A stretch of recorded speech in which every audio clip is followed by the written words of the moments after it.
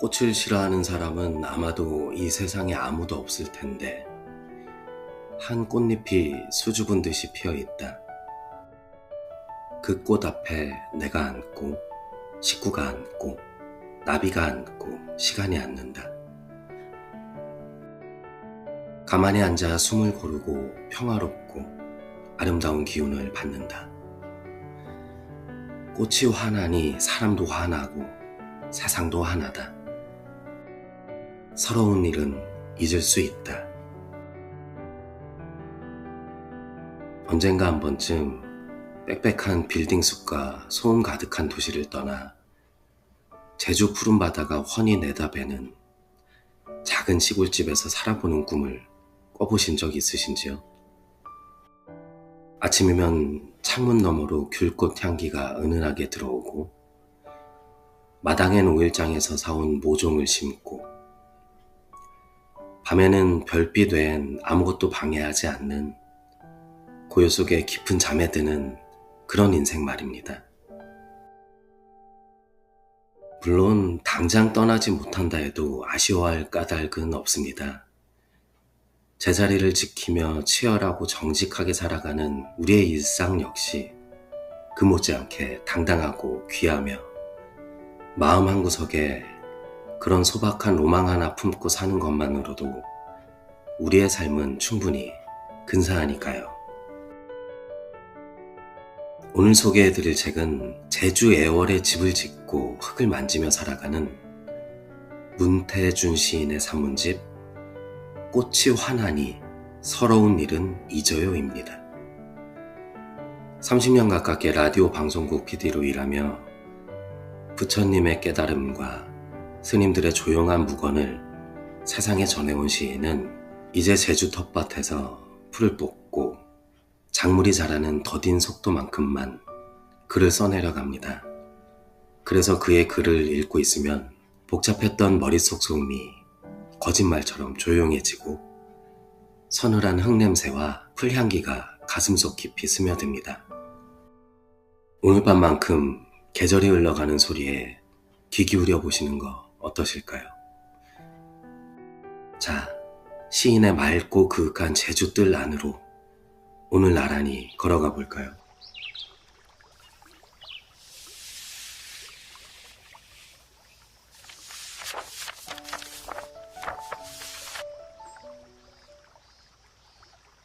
내가 살고 있는 곳은 제주시 애월읍 장전리이다. 이곳으로 이사를 들어온 게 벌써 5해가 지났다. 아내가 태어난 집터에 새로이 집을 짓고 살고 있다. 집을 짓고 난 후에는 허물어진 돌담을 다시 쌓았고 은목서와 같은 나무를 심었다. 동백나무는 집터 곳곳에 자생하고 있었으므로 별도로 심을 필요는 없었다. 집터에 딸린 작은 텃밭이 있어서 그곳을 일구었고, 오일장에 가서 여러 종류의 모종을 사다 심었다. 귤나무가 수구로 있는 통에 하규에 있는 농약사나 농기구를 파는 철물점 주인의 얼굴도 익히게 되었다. 그러나 무엇보다 밤하늘처럼 자고 아침이면 귤꽃 향기처럼 은은하게 일어나려고 한다. 이 일상에서 빛나는 문장이 문득문득 오길 기다린다.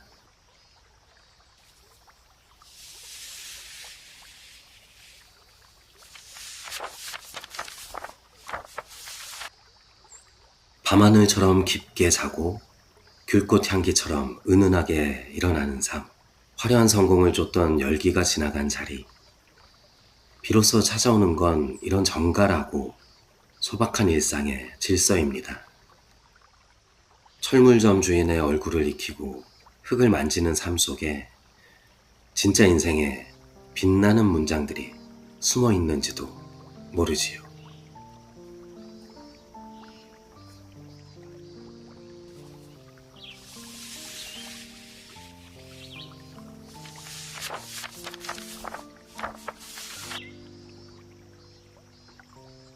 꽃을 싫어하는 사람은 아마도 이 세상에 아무도 없을 텐데, 그것은 꽃이 빛깔과 향기로 이 세상을 화사하게 밝히고 모든 존재에게 선의가 커지도록 돕는 일만은 할 뿐 어떠한 불평과 불이익도 주지 않기 때문일 것이다.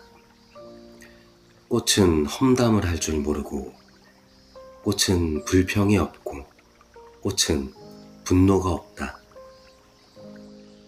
이곳에 저곳에 씨앗을 심고 구근을 심었더니 이곳에 저곳에 동시에 혹은 시차를 두고 꽃들이 핀다. 어제 오늘에는 낫달맞이 꽃에 노란 꽃을 보게 되었다. 연한 꽃잎이 수줍은 듯이 피어있다. 그 꽃 앞에 내가 앉고 식구가 앉고 찾아온 손님이 앉고 나비가 앉고 시간이 앉는다. 가만히 앉아 숨을 고르고 평화롭고 아름다운 기운을 받는다. 꽃이 화나니 사람도 화나고 세상도 화나다. 서러운 일은 잊을 수 있다.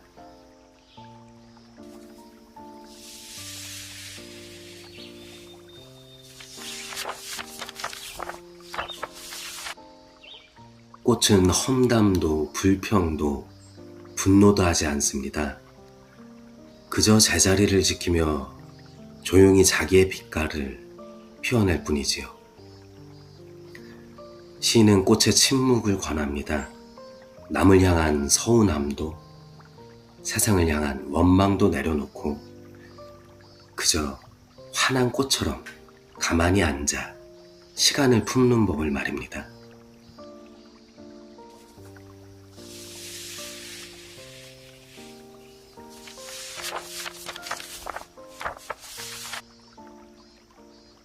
되돌아보니 꽤 먼 거리를 온 것 같다.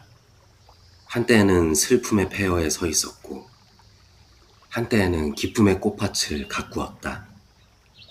사람을 떠나보내고 또 사람을 맞이했다. 다만 한 해를 살면서 무엇에든 반발짝 뒤로 물러섰다는 생각은 든다. 격렬한 감정으로부터 악착을 부리며 더 쥐려는 욕망으로부터 험한 언어와 불만스러운 표정으로부터 이미 벌어졌거나 일어난 일들로부터 음식과 옷으로부터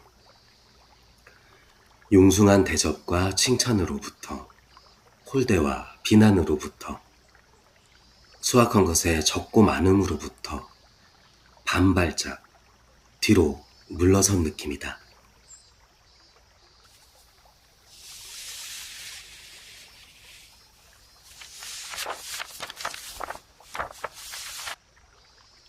반발짝 뒤로 물러선다는 말, 참 근사하지 않나요?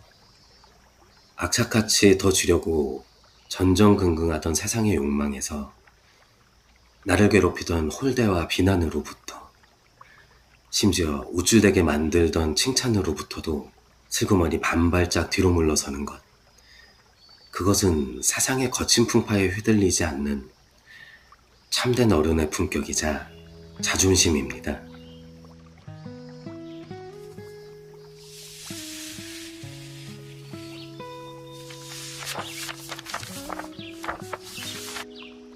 수목원으로 들어가 넓은 길도 걷고 좁은 흙길도 걸었다. 오르막길과 내리막길을 함께 걸었다. 가을 단풍과 마른 잎, 마른 꽃을 보았다. 그리고 푸른빛도 함께 보았다.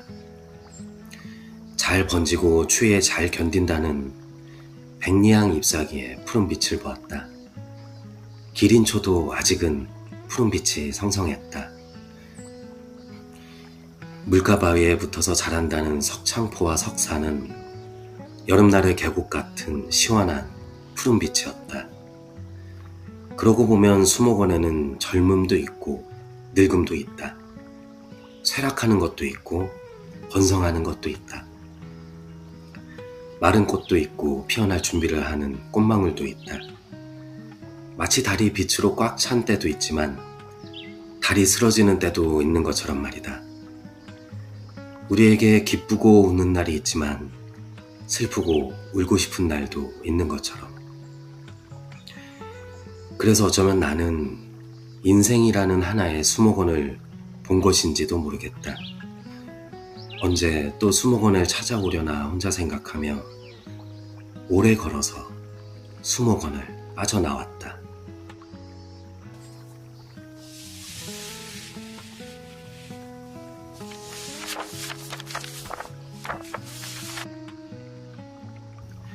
피어나는 꽃망울만 아름다운 것이 아니라 시들어가는 마른 잎과 단풍 역시 수목원의 귀한 풍경입니다. 인생도 다르지 않습니다. 달이 차오르듯 왕성했던 시절이 있었다면 달이 쓰러지듯 고요히 기운을 모으는 늙음의 시절도 있는 법이지요. 쇠락하는 나를 슬퍼할 까닭이 없습니다. 그 역시 인생이라는 수목원이 가진 정교하고 아름다운 사계절 중 하나일 뿐이니까요.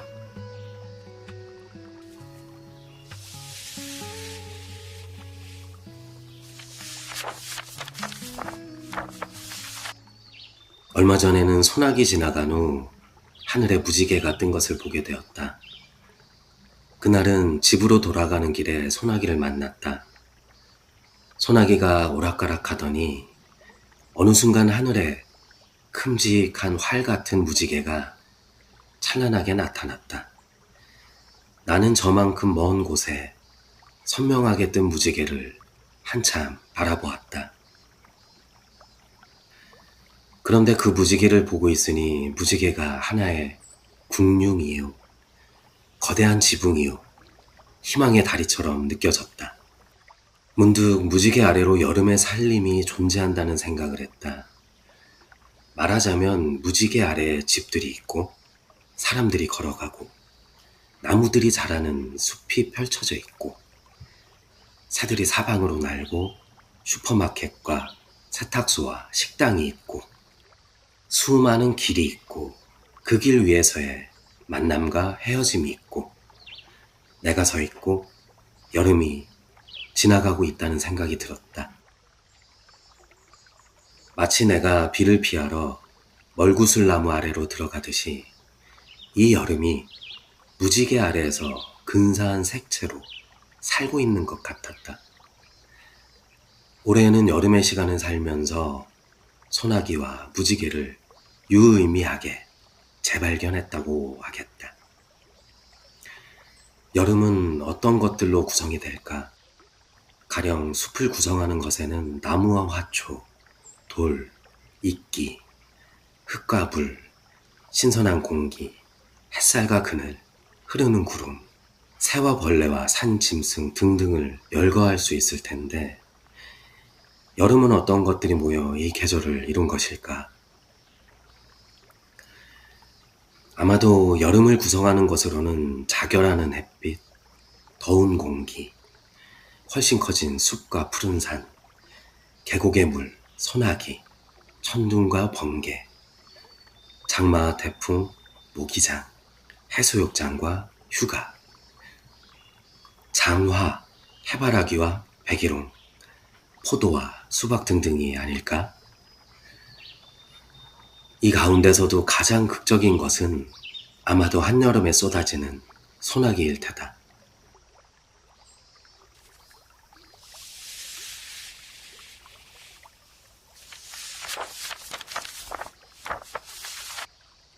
갑작스러운 소나기에 옷이 흠뻑 젖을 때는 지독하게 원망스러웠지만 그 소나기가 지나간 뒤에야 비로소 거대한 무지개가 하늘에 섭니다.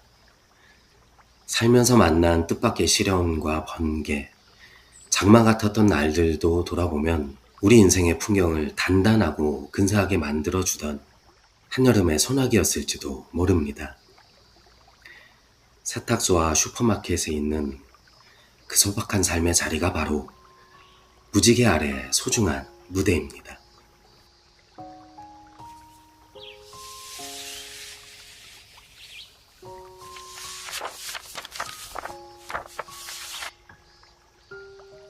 장마가 길게 이어지고 있다. 제주에도 꽤 많은 비가 내렸다. 땅이 마르기 전에 비가 내렸고 웅덩이의 바닥이 드러나기 전에 또 비가 내렸다. 물 위에 물을 보탰다. 비가 연일 오니 몸도 마음도 촉촉하게 젖은 것만 같다. 빗줄기가 새져 빗물이 땅 위로 넘치면 장화를 신고 비옷을 입고 물길을 내려나갔다.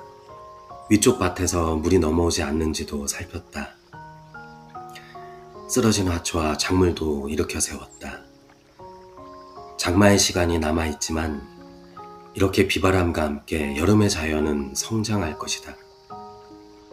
너무 욕심을 부리지 말고 너무 상황이 나쁘다고 여기지도 말고 이만하면 됐다고, 그럼 됐다고, 그런 일도 있으려니 생각할 일이다.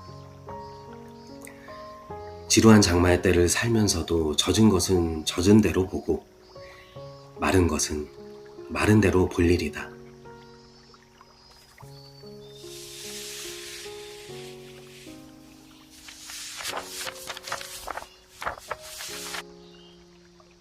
이만하면 됐다고, 그럼 됐다고, 그런 일도 있으려니 생각할 일이다. 시인의 이 담담한 언어가 가슴을 툭 하고 건드립니다. 인생의 질척이는 장마철을 지날 때 억지로 수분을 말리려 전전긍긍하기보다 젖은 것은 젖은 대로 흘려보내는 연륜. 그 묻어남과 수능이야말로 비바람 속에서도 작물을 일으켜 세우는 힘이 될 것입니다.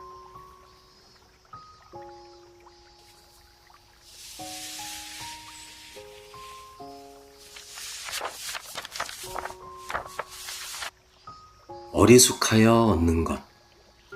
내가 좋아하는 말 가운데 하나는 어리숙하다라는 말이다.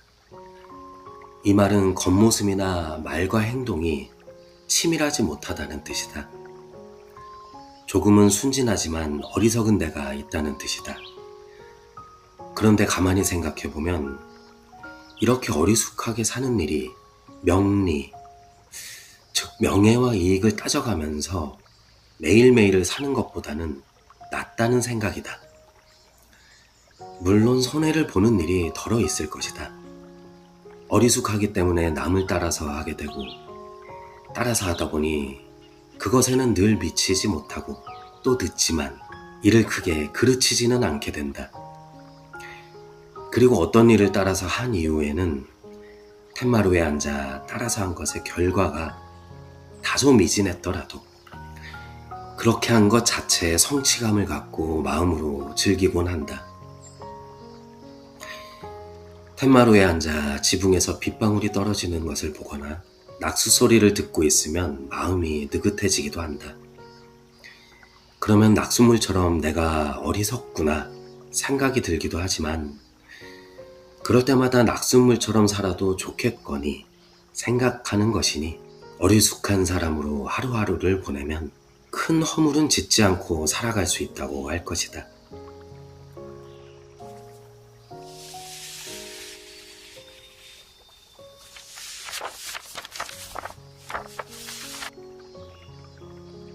남보다 빠르고 남보다 계산이 밝아야 인정받는 세상에서 어리숙함은 패배처럼 보입니다. 하지만 요리조리 머리를 굴리며 이익을 따지는 사람치고 삶이 느긋한 일을 본 적이 없습니다. 조금 손해보고 조금 늦더라도 텐마루에 앉아 낙숫문 소리를 즐길 줄 아는 어리숙함. 그것이야말로 큰 허물 없이 생을 마치는 진짜 지혜로운 이의 여유일 것입니다.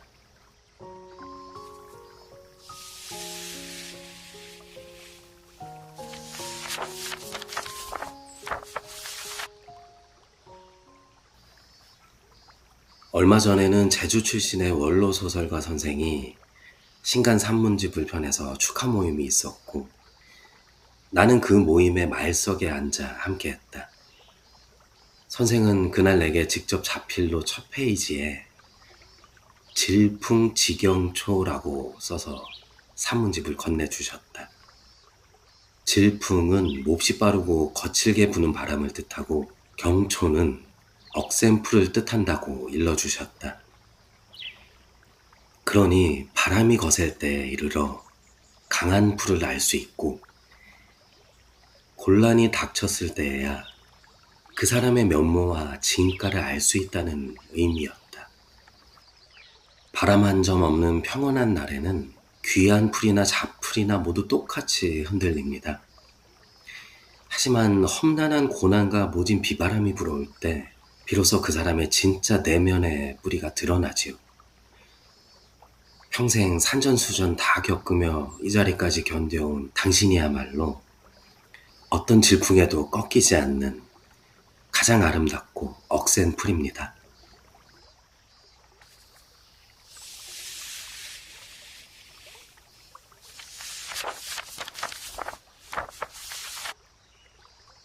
모종과 씨앗에게는 아무 잘못이 없어요. 올해의 농사는 기대에 미치지 못한다. 토마토 모종을 작년보다 더 심었지만 무더위 탓인지 여러 포기가 말라 쓸모가 없게 되어버려서 오히려 작년보다 수확이 적다. 오이의 성장도 느렸다. 오이의 순이 타고 오르며 자라도록 지지대를 좀 더 일찍 댔어야 했는데 때를 놓쳤다. 올해 처음 씨를 뿌린 당근은 좀채 알이 굵어지지 않는다. 여름 농사를 돌아보니 그 잘됨과 못됨은 모두 내게 책임이 있다는 것을 알게 되었다. 그리고 내 잘못은 두 가지인데 하나는 제때에 맞춰 일을 하지 않은 내 나태였고 또 하나는 지나치게 많이 얻으려는 내 과욕이었다. 모종과 씨앗에게 무슨 잘못이 있겠는가?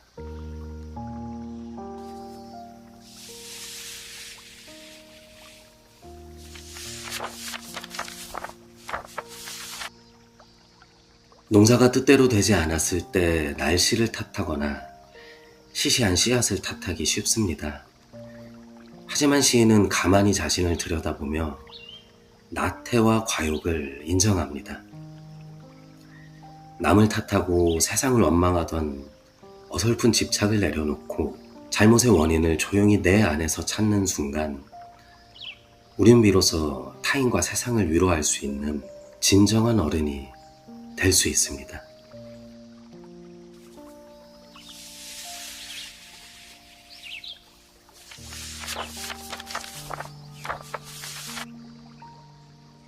평생을 두고 해도 다 하지 못하는 공부가 있다. 마음 공부가 바로 그것이다. 돌아보면 마음을 넉넉하게 사용하지 못했다. 그지없이 인색했다. 재화를 아끼는 것이 지나쳐서 다른 사람에게 베푸는 데에도 박했다. 곳간에서 인심이 난다라는 말을 핑계 삼았다. 왜 다른 사람을 돕는 일에 마음을 크게 쓰지 않느냐는 물음에도 내 살림에 여유가 없으니 누군가를 돕는 일에도 여유가 없을 수밖에 없다는 생각으로 궁색하게 대답을 얼버무렸다. 그러나 가난한 사람일수록 타인에 대한 동정심이 많다는 연구 결과도 있다. 아니 나의 이런 생각은 크게 잘못된 것일 테다. 나의 재화를 떼어내 다른 사람에게 줄 때에도 왜 그때 더 주지 않았나 하는 생각이 들곤 했다. 주더라도 흔쾌히 주고 주었다는 사실을 잊어버려야 하는데 그러지 못했다. 마음이 비좁고 답답하고 생각이 막힌 것이 마치 탕자 울타리를 치고 그 안쪽에서 살아온 듯 했다. 이 일을 요즘은 참회한다.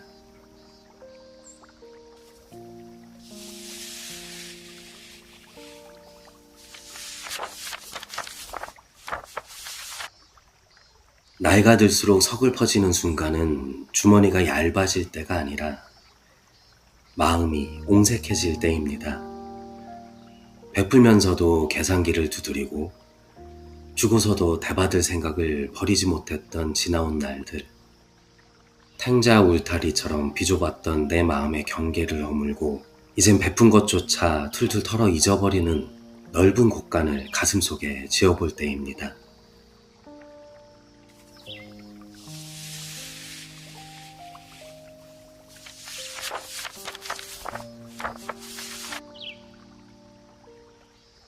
주먹 눈이 오면 종일 눈을 쓸면서 하루를 보내게도 될 것이다.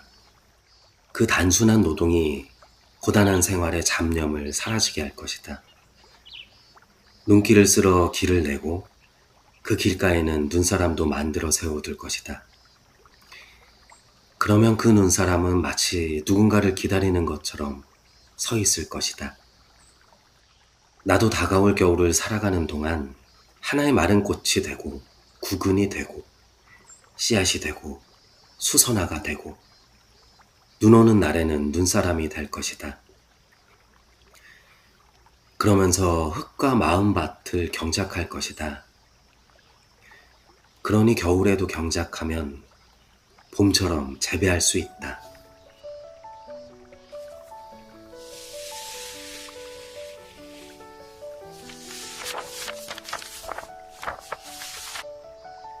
추운 겨울이라 해서 삶이 멈추는 것은 아닙니다.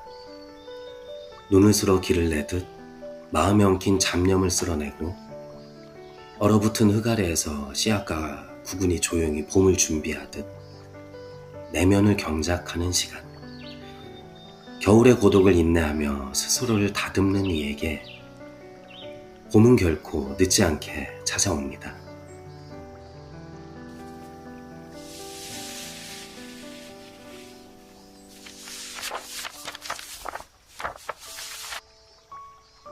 동백이 피기 시작했다. 마당에는 수령이 오래되었고 키도 큰 동백나무 한 그루가 있는데 이 동백은 조금 과장되게 말하자면 색다른 꽃을 피운다. 나무의 위아래, 앞과 뒤에 꽃이 피어 있다. 겨울 햇살이 들거나 눈보라가 불어도 이 동백나무는 붉은 꽃을 피울 것이다. 꽃들이 떨어지면 떨어진 꽃들의 수만큼 또 꽃을 피울 것이다. 나는 아침마다 이 동백나무를 바라보게 될 것이다. 한 사람의 심장 같은 이 동백나무가 열심히 꽃 피우는 일에 열중하는 것을 바로 곁에서 마주하게 될 것이다.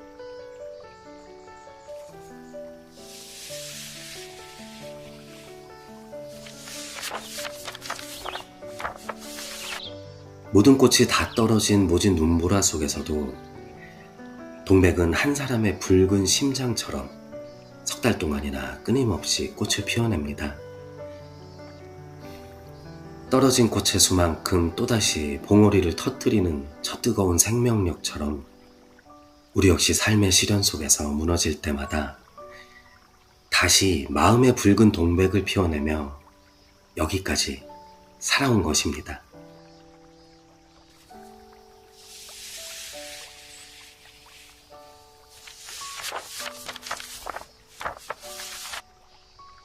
봄비의 빗방울이 유리창에 자분자분 떨어지는 소리에 새벽에 잠을 깼다. 누워서 그 소리를 한참 들었다. 간헐적이었지만 부드럽고 조용조용하고 찬찬했다. 봄비의 빗방울 소리는 마치 어르는 소리 같았다. 졸려서 칭얼대는 아이를 엄마가 달래듯이 비는 낮에 그쳤다. 마치 봄 햇살에 기세에 밀린 듯이 한 지인도 봄비에 시심이 일었는지 윤동주 시인이 쓴 햇비라는 시를 내게 메시지로 보내왔다. 아씨처럼 나린다 보슬보슬 햇비 맞아주자 다같이 옥수수대처럼 크게 다짜 여짜 자라게 햇님이 웃는다. 나보고 웃는다.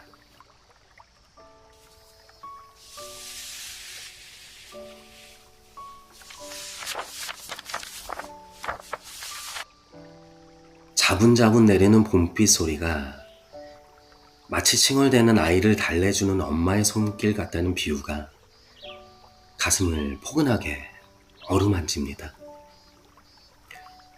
고단했던 지난 계절의 추위와 상처를 보슬보슬 내리는 봄비로 씻어내고 이제 우리 마음속 옥수수 때도 햇살을 향해 크게 자라날 시간입니다.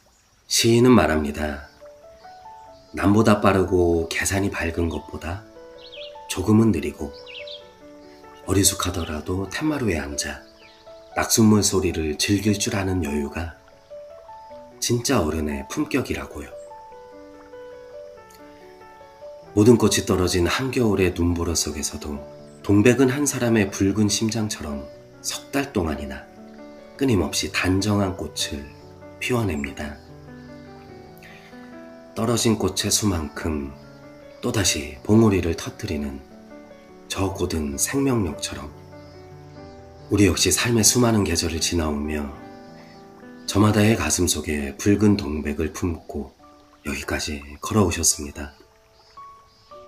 세월이 흐른다는 것은 무언가를 잃어가는 게 아니라 내면이 더 넓어지고 깊어지는 축복입니다. 매서운 계절을 기꺼이 품어낸 당신의 가슴 속에는 이미 세상 그 무엇보다 아름다운 숲이 울창하게 뿌리내리고 있으니까요. 오늘 저녁엔 나 자신에게 참 잘 걸어왔노라 다정하게 격려해 보시는 건 어떨까요? 당신과 함께 걷는 이야기 정북이었습니다. 고맙습니다.